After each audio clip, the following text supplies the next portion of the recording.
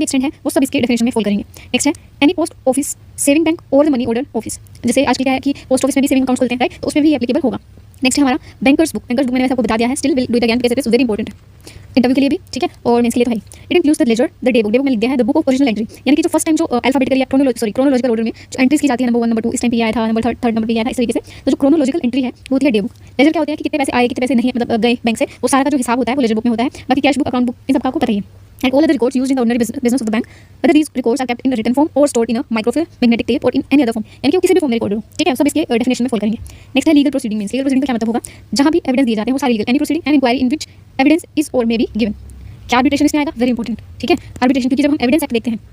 तो evidence act के अंदर जो आर्बिट्रेशन की जो प्रोसीडिंग होती है वो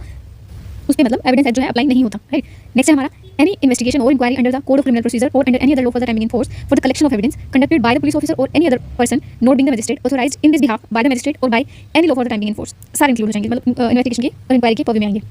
नेक्स्ट है कोर्ट, कोर्ट का क्या मतलब है, मींस एनी पर्सन और persons before home a legal proceeding is held, जिसके सामने, राइट, वो हो गए हमारे कोर्ट्स। नेक्स्ट है हमारा जज, जज मींस जज ऑफ हाई कोर्ट, इंपॉर्टेंट है, क्यों, क्योंकि कंफ्यूजन होने के चांसेस पूरे हैं। आपको डिस्ट्रिक्ट कोर्ट दे देंगे, ठीक है, हाई कोर्ट दे देंगे, सुप्रीम कोर्ट दे देंगे, ऑल ऑफ अबव दे देंगे, ठीक है। तो बैंकर्स बुक के अकॉर्डिंग बताओ कि जज की डेफिनेशन में कौन फॉल करेगा, कंफ्यूजन होगी। Next trial means any hearing before the court at which evidence is taken, right.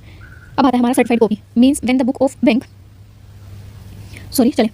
अब है when the books of the bank are maintain in written form a copy of any entry in such books together with a certified written at the foot, ये चीज certified written at the foot of the copy, it is a true copy of such entry, that such entry is contained in one of the ordinary books of the bank, right, and was made in the usual and ordinarily course of business, and that such book is still in the custody of bank। ये सारी condition follow होनी चाहिए when we talk about the certified copy, where the copy was obtained by the mechanical, ये तो physical process की बात होगी, ठीक है। ये जो हम कॉपी लेंगे उसके फुट पे लिखा होना चाहिए इट इज सर्टिफाइड, ठीक है, and it is the true copy of such entry. उसके अलावा ऑर्डिनरी कोर्स ऑफ बिजनेस में वो बनाई गई हो, उसके अलावा वो बैंक की कस्टडी में होनी चाहिए, राइट। नेक्स्ट है where the copy was obtained by mechanical process और other process which is itself ensures the accuracy of the copy, further certificate to the effect but where the book from which such copy was prepared has been destroyed,